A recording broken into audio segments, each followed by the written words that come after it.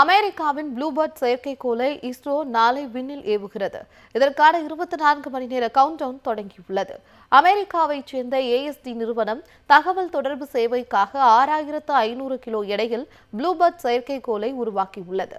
இது தொலைதூர கிராமங்களுக்கு மொபைல் போன் அதிவேக இணையதள சேவைகளை வழங்க உதவும். இந்த செயற்கைக்கோளை இஸ்ரோ விண்ணில் செலுத்த உள்ளது. ஆந்திர மாநிலம் ஸ்ரீஹரிகோட்டாவில் இஸ்ரோவின் சதீஷ் தவான் விண்வெளி ஆய்வு மைய ஏவுதளத்தில் இருந்து நாளை காலை 8:54 மணிக்கு பாகுபலி ராக்கெட்டான LVM-3 ராக்கெட் வாயிலாக ப்ளூபர்ட் செயற்கைக்கோள் விண்ணில் நிலைநிறுத்தப்பட உள்ளது. இதற்கான அனைத்து ஏற்பாடுகளும் தயார் நிலையில் உள்ளன. ராக்கெட்டுக்கு தேவையான எரிபொருள் நிரப்பும் பணி நிறைவடைந்து ஏவுதளத்தில் ராக்கெட் தயார் நிலையில் உள்ளது. ராக்கெட் மற்றும் செயற்கைக்கோளின் செயல்பாடுகளை விஞ்ஞானிகள் தீவிரமாக கண்காணித்து வருகின்றனர்.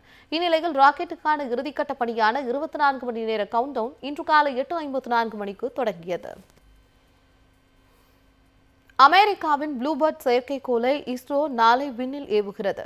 இதற்கான 24 மணி நேர கவுண்டவுன் தொடங்கியுள்ளது.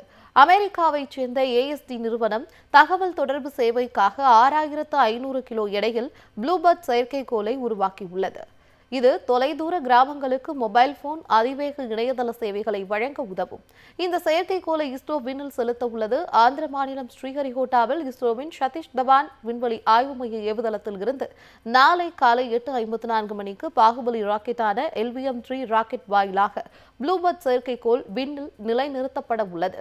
இதற்கான அனைத்து ஏற்பாடுகளும் தயார் நிலையில் உள்ளன.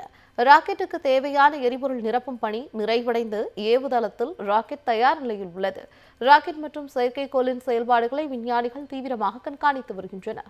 இந்நிலையில் ராக்கெட்டுக்கான இறுதிக்கட்ட பணியான 24 மணி நேர கவுண்டவுன் இன்று காலை 8:54 மணிக்கு தொடங்கியது.